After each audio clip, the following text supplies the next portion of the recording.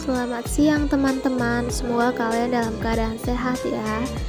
Jadi kami dari kelompok 2 di sini akan membahas mengenai perencanaan dan pengambilan keputusan.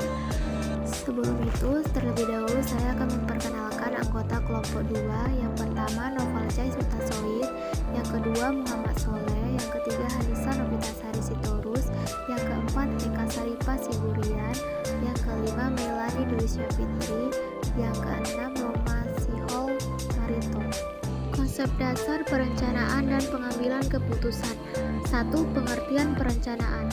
George R. Terry 1975 menjelaskan, perencanaan adalah pemilihan dan menghubungkan fakta-fakta, membuat serta menggunakan asumsi-asumsi yang berkaitan dengan masa datang dengan menggambarkan dan merumuskan kegiatan-kegiatan tertentu. Yang kedua, Henry Fayol. Menurutnya, perencanaan merupakan pemilihan atau penetapan tujuan-tujuan organisasi dan penentuan strategi kebijakan proyek, program, prosedur, metode, sistem, anggaran, dan standar yang dibutuhkan untuk mencapai tujuan. Menurut kelompok 2, perencanaan sebagai sebuah proses yang merumuskan kegiatan-kegiatan yang akan dilaksanakan oleh sebuah organisasi dan menggambarkan bagaimana tujuan untuk diperoleh. Perencanaan adalah tahap dalam menentukan kebijakan-kebijakan, cara-cara yang dibuat oleh seseorang pemimpin atau manajer. Fungsi pengarah. Perencanaan sebagai pengarah. Perencanaan dalam hal ini memegang fungsi pengarah dari hal apa yang harus dicapai oleh organisasi.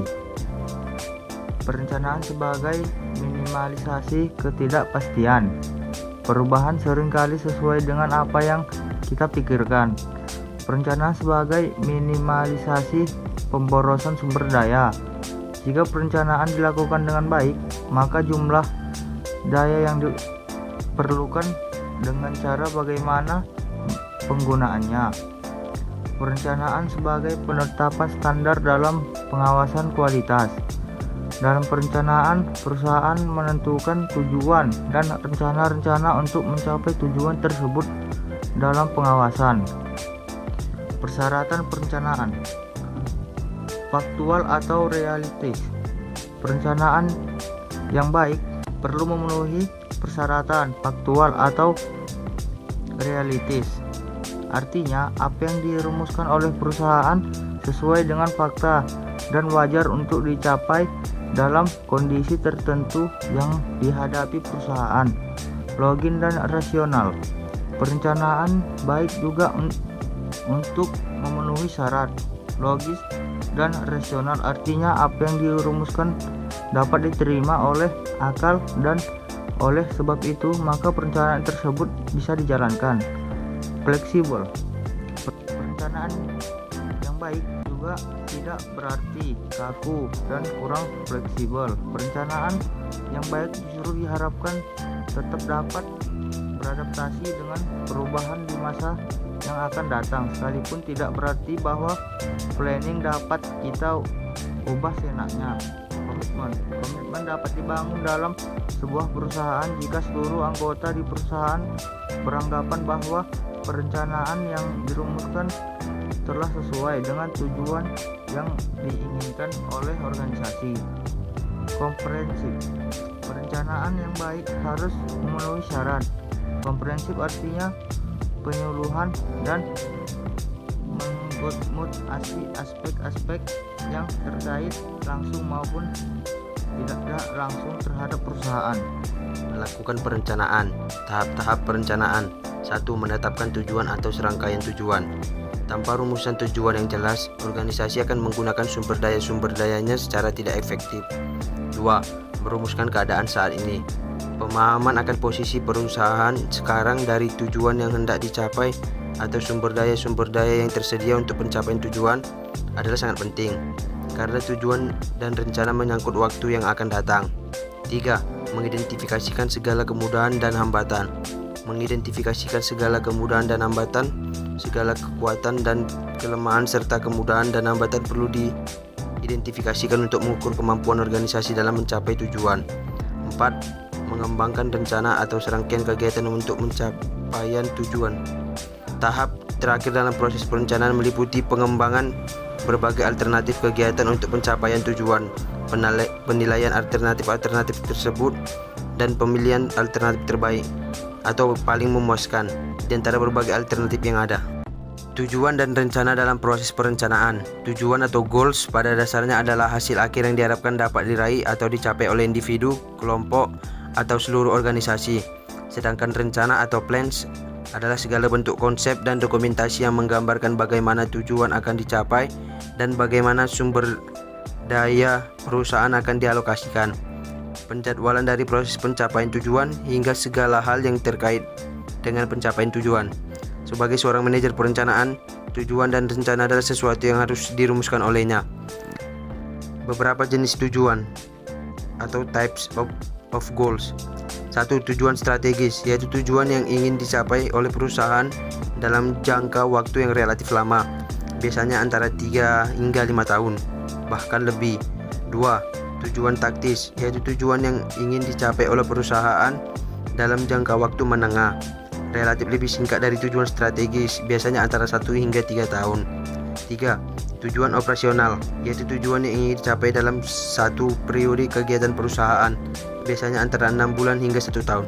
Jenis rencana atau types of plans. 1. Dari segi keluasan dan waktu, rencana dibedakan menjadi 1. Rencana strategis atau jangka panjang, dibuat dalam rangka pencapaian tujuan organisasi secara keseluruhan, atau strategi goals or organizational objective. 2. Rencana taktis atau jangka menengah adalah rencana yang dijalankan untuk mencapai tujuan jangka menengah dan sebagai dorongan tercapainya tujuan jangka pendek. Yang ketiga, rencana operasional atau rencana jangka pendek adalah rencana yang dijalankan untuk mencapai tujuan jangka pendek sebagai dorongan tercapainya tujuan jangka menengah. 2. Strategi kejelasan. Rencana dapat dibagi 2, yaitu 1. Rencana spesifik adalah rencana yang rumusannya sudah jelas dan tidak memerlukan interpretasi. 2.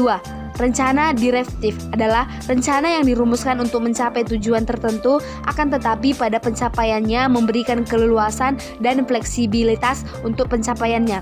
3. Dari segi penggunaan ada 2, yaitu 1. Rencana sekali pakai atau single use plan, biasanya dilakukan untuk organisasi yang sifat kegiatannya temporal seperti kepanitiaan. 2. Rencana yang penggunaannya secara terus-menerus atau stance plan, biasanya digunakan oleh sebuah organisasi yang kegiatannya terus berkelanjutan dari waktu ke waktu. Contoh kebijakan, prosedur, atau aturan kerja. Selanjutnya, pendekatan dalam pengambilan keputusan. 1. Pendekatan tradisional. Pendekatan ini dikemukakan oleh Robbins tahun 2002, dinamakan dengan Man and Kane. Artinya tujuan yang lebih tinggi atau Highest Level Goals, atau tujuan akhir atau end, terkait dengan tujuan di bawahnya. Dengan demikian, pencapaian tujuan di bawah akan sangat berarti atau match bagi pencapaian tujuan di atasnya. 1. Management by Objective atau MBO. Pertama kali diperkenalkan oleh Peter F. D. Drucker pada akhir tahun 1950-an, akan tetapi hingga hari dinilai masih efektif dalam kegiatan perencanaan perusahaan. MBO seringkali diterjemahkan sebagai manajemen berdasarkan sasaran atau manajemen berdasarkan tujuan. Dilakukan berdasarkan asumsi mendasar bahwa apa yang terjadi di lapangan belum tentu sesuai dengan apa yang dipahami oleh pemimpinan. Agar proses MBO dapat tercapai, ada 4 faktor yang perlu disepakati oleh pemimpin dan bawahan dalam hal. Yang pertama, tujuan yang dicapai oleh setiap bagian atau bawahan atau subordinitas. 2. Perencanaan yang akan dilakukan. 3. Standar pengukuran keberhasilan pencapaian tujuan dalam setiap kegiatan. 4. Prosedur untuk mengevaluasi keberhasilan pencapaian tujuan. Penyelesaian masalah dan pengambilan keputusan. Pengertian masalah dan keputusan. Masalah pada dasarnya adalah penyimpangan atau ketidaksesuaian dari apa yang semestinya terjadi atau tercapai. Keputusan pada dasarnya merupakan proses memilih satu penyelesaian dari beberapa alternatif yang ada. Keputusan yang tepat pada dasarnya yaitu keputusan yang bersifat rasional, sesuai dengan nurani, dan didukung oleh fakta-fakta yang akurat. Pengambilan keputusan. 1. Faktor lingkungan dan pengambilan keputusan. Lingkungan adalah salah satu faktor yang mempengaruhi seseorang ataupun sebuah organisasi dalam pengambilan keputusan. Secara umum, informasi yang terkait dengan lingkungan dapat dibedakan menjadi 3 dasar keadaannya, yaitu pengambilan keputusan di saat keadaan yang tidak pasti. Kedua, pengambilan keputusan di saat keadaan yang tidak pasti, keadaan yang tidak pasti atau uncertainty. Ketiga, keadaan yang mengandung resiko adalah risky condition. Kedua, proses pengambilan keputusan. Tahap-tahap pengambilan keputusan. Pertama, investigasi situasi. Kedua, penentuan alternatif solusi. Ketiga, penilaian alternatif dan penentuan keputusan. Keempat, implementasi dan pengawasan rencana. Selanjutnya adalah keterbatasan pengambilan keputusan. Terdapat 3 keterbatasan pengambilan keputusan. Yang pertama, kesalahan umum dalam pengambilan keputusan. Kesalahan umum dalam pengambilan keputusan yang sering terjadi yaitu terlalu melakukan generalisasi atau emosi. Yang kedua, keterbatasan rasional. Keterbatasan rasional yaitu pengambilan keputusan yang tidak sejalan dengan kemampuan pengambilan keputusan itu sendiri. Yang ketiga, faktor lingkungan yang berisiko atau faktor lingkungan yang berisiko yang sering kegiatan yang kita jalankan itu mempengaruhi lingkungan sekitar dalam bermasyarakat. Selanjutnya, memperbaiki keputusan. Ada 2 dalam memperbaiki keputusan. Yang pertama, penggunaan aturan terhadap alternatif keputusan. Yang kedua, pengujian terhadap berbagai alternatif keputusan.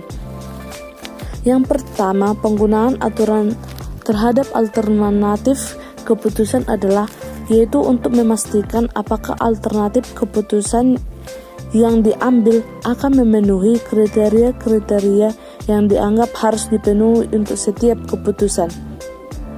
Ada 2 kriteria. Yang pertama, kriteria prioritas.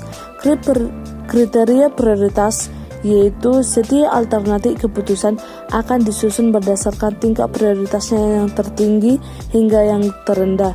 Contohnya, ketika menentukan lokasi investasi, maka ada beberapa kriteria yang diperlukan, misalnya fasilitas listrik, fasilitas air, transportasi, jarak dari pemasok, dan juga sebagainya. Yang kedua, kriteria umum. Kriteria umum, setiap alternatif keputusan yang akan diambil haruslah memenuhi syarat minimum yang telah ditetapkan untuk memastikan keputusan yang diambil dapat memenuhi tujuan. Selanjutnya, untuk memperbaiki keputusan yang kedua, pengujian terhadap berbagai alternatif keputusan. Pengujian ini dapat dilakukan dengan melakukan simulasi atau skenario dari alternatif-alternatif yang mungkin dilakukan. Contohnya, STM pembangunan dan berpengalaman dalam bidang konstruksi selama minimum 1 tahun.